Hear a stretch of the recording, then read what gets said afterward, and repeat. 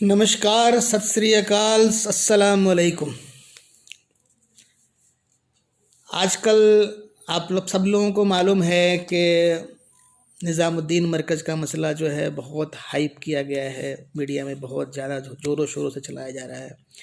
निज़ामुद्दीन मरकज़ के बारे में तरह तरह की बातें गढ़ी जा रही हैं। मैं निज़ामुद्दीन मरकज़ का लीगल एडवाइज़र होने के नाते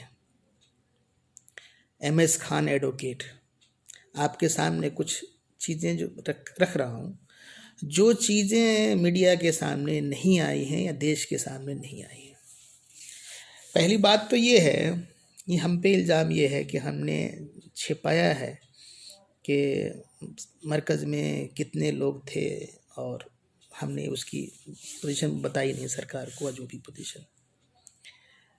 बड़ी जिम्मेदारी के साथ मैं ये बताना चाह रहा हूँ कि दिल्ली पुलिस की लोकल इंटेलिजेंस का एक ऑफिसर और इंटेलिजेंस ब्यूरो का एक ऑफिसर, उसकी बाकायदे ड्यूटी है, वो डिप्यूट ही किया गया है सिर्फ मरकज़ निज़ामुद्दीन के लिए कि मरकज़ निज़ामुद्दीन की पूरी आपको डिटेल लिस्ट लेके आनी है। मरकज़ निज़ामुद्दीन के बारे में उसकी रिपोर्टिंग, उसको रिपोर्टिंग ही करनी होती है, उसके अलावा कोई काम ही नहीं उसका। हर रोज़ दिल्ली पुलिस का इंटेलिजेंस का एक ऑफिसर, इंटेलिजेंस ब्यूरो का एक ऑफिसर हर रोज़ मरकज़ से लिस्ट लेके जाता है, कितने लोग विदेश से मरकज़ में आए, कितने लोग विदेशी मरकज़ से अलग अलग इलाकों में काम करने जमात के साथ गए। जो जमात गई है उसका अमीर कौन है, उसका मोबाइल नंबर क्या है, सब चीज़ें प्रोवाइड कर दी जाती हैं। कितने लोग अलग अलग स्टेटों से आज मरकज़ में आए, कितने लोग कितनी जमात बना के, उनका जिम्मेदार कौन है, वो किस किस इलाके में गई है, कहाँ कहाँ गई हैं, उसकी लिस्ट दोनों एजेंसियों को दे दी जाती है। हर रोज़ की रिपोर्टिंग मरकज़ की सरकार के पास, दिल्ली पुलिस के पास होती है। मरकज़ में क्या खाना बन रहा है, सब्जी बन रही है, दाल बन रही है, अंडा बन रहा है, मटन बन रहा है, चिकन बन रहा है, क्या बन रहा है, इसकी भी खबर सरकार को, पुलिस को होती है। और हम कोई गलत काम तो करते नहीं हैं कि हम कुछ छुपाएं। जो चाहो जहाँ चाहो देख लो, वहाँ तो खुली दुनिया है, चाहो तो खाना भी आप खा लो। हमारा कौन कौन सा अगले हफ्ते प्रोग्राम है, कितने तारीख, डेट वाइज प्रोग्राम होता है, साल भर का डेट वाइज प्रोग्राम पूरे इंटेलिजेंस सर्विस को मालूम होता है। ये भी मालूम होता है कि इंग्लैंड की पूरे इलाके कब, यूरोप कब आएगा, अमेरिका का कब आएंगे, पूरे इलाके कब कब डेट वाइज, उसी हिसाब से वो इंटेलिजेंस अपने सरकार को इन्फॉर्मेशन भी देते हैं। उसी हिसाब से फॉरेन अफेयर्स में भी जो है ये रहती है, कितने लोग यूरोप से आएंगे, इतने लोग यहाँ आएंगे। इंटरनेशनल एयरपोर्ट पे भी ऐसी इंफॉर्मेशन रहती है। कोई चीज़ हमारी छुपी हुई नहीं है, हर चीज़ सरकार को मालूम। दूसरी बात ये है कि ये हमारे यहाँ रूटीन है कि 1200 से 1500 लोग रोज़ाना आते हैं, उतने ही रोज़ाना जाते हैं। तो एक तबका 1200-1500 लोग आए और दूसरा 1200-1500 लोग जाने की तैयारी, जाने वाले हैं। अचानक लॉकडाउन हो गया, जनता कर्फ्यू हो गया, लॉकडाउन हो गया, तो वो जितने भी लोग वो सब फंस गए। अब फंस गए तो जमात के जो जिम्मेदार हैं, मरकज़ के जिम्मेदार हैं, एडवाइस जो, उन्होंने बाकायदे अथॉरिटीज़ को लेटर लिखा, ऑफिशियल लेटर लिखा, जाके मुलाकात करी, मिले, SHO साहब से मिले।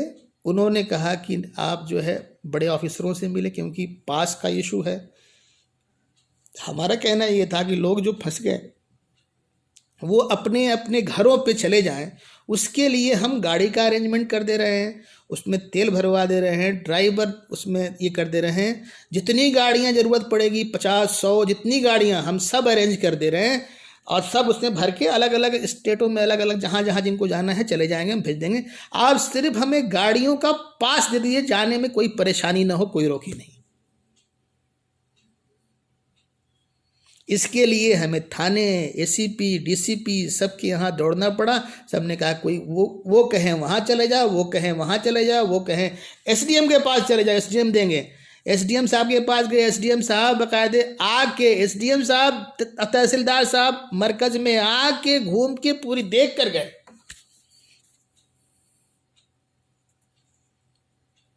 फिर क्या, हमारी गलती क्या है? हमने हर कानून का पालन किया है। जब लॉकडाउन हो गया, हुआ कि कोई भी बाहर ना निकले घर से, अंदर अब जहां है वहीं निकले। अगर इतने लोग 2500 लोग अगर रोड पे चले जाते तो हंगामा उस वक्त होता कि नहीं होता कि इतने लोग कहां से आ गए? आज तो कम है, उस दिन तो और ज्यादा होता। तो हमने बड़ी खामोशी से कि गाड़ियों में भर भर के, एक जिम्मेदार नागरिक होने के नाते, एक जिम्मेदार संस्था होने के नाते हमने अपनी पूरी जिम्मेदारी निभाई। गलती आपकी, सरकार की गलती, पुलिस की गलती में हमारे मत्थे मढ़ रहे हैं आप। अगर आपने पास दे दिया था तो ये सब के सब रवाना होकर चले गए, मरकज खाली होता, अभी तक कई दिन पहले ही खाली हो गया होता, शुरू में ही। गलतियां आपकी और दोष हमें दे रहे हैं, और हमारे ऊपर जिम्मेदारी मीडिया को पूरी तरह से, अरे गलती कर दी, ये कर दी, कोरोना पूरे फैला दिया, ये कर दिया, वो कर दिया। हम कोई भगवान तो है नहीं कि हमें मालूम है कौन ये है इन्फेक्टेड है, कौन नहीं है। किसी को ये भी नहीं है कि आप उसकी जो है टेस्ट ना करिए, जो करना है आप करिए, वो करना है ये करें। किसी के सिम्टम्स दिख रहे हैं तो वो बेचारे, उनको आप क्वारंटाइन करिए, जहां ले जाना हो आप उनका टेस्ट करके, जो करना हो आप करिए। देश का एक एक कानून मरकज ने माना है, फॉलो करा है, और जो स्पिरिट से करना चाहिए उस स्पिरिट में करा है। एक भी हमने कानून को वायलेट नहीं करा है। और तीसरी बात, जो मीडिया में बात चल रही है उसका मैं जवाब देना चाहूँगा कि मीडिया में मौलाना साद के कुछ बयानात को गलत तरीके से बताया जा रहा है। जो बयान और जो आवाज़ बताई जा रही है, चलाई जा रही है, वो मौलाना साद की नहीं है। ये साजिश के तहत उनको बदनाम करने के लिए, मरकज को बदनाम करने के लिए ऐसी बातों को, ऐसी पता नहीं किसकी आवाज़ में कौन बोल रहा है, उसको डाउनलोड किया गया, अपलोड करा गया है मौलाना साद के नाम के साथ। कभी मरकज, इस जिम्मेदारी के साथ बता रहा हूं, कभी मरकज का कोई चैनल नहीं, कोई यूट्यूब चैनल नहीं, कोई भी हम आपको ये बता दें कि कोई भी हम नेट से यूज करने वाले कोई भी हम ये नहीं यूज करते, चाहे यूट्यूब हो, चाहे हमारी कोई साइट हो, इवन कि मरकज का कोई टेलीफोन नंबर भी नहीं है। जो भी बताई जा रही है कि ये मौलाना साद ने ऐसी बातें कही हैं, ऐसे बयान दिए हैं, कानून के खिलाफ वर्जी करी गई है, जो सोशल डिस्टेंसिंग की बात करी गई है उसके खिलाफ बोला गया है, मस्जिद में आने की बात करी गई है, ये सरासर गलत है और झूठ है। आप लोग ये फैलाना बंद करिए, मीडिया के जितने साथी हैं, ये सरासर गलत है। मौलाना साद ने कभी ऐसी बात नहीं कही है और नहीं वो कहेंगे। वो कभी, हम कानून के पालन करने वाले हैं, अच्छे नागरिक हैं। 95 साल के इतिहास में हमारा, आप एक रिकॉर्ड बता दीजिए कि हमने कोई कानून तोड़ा है।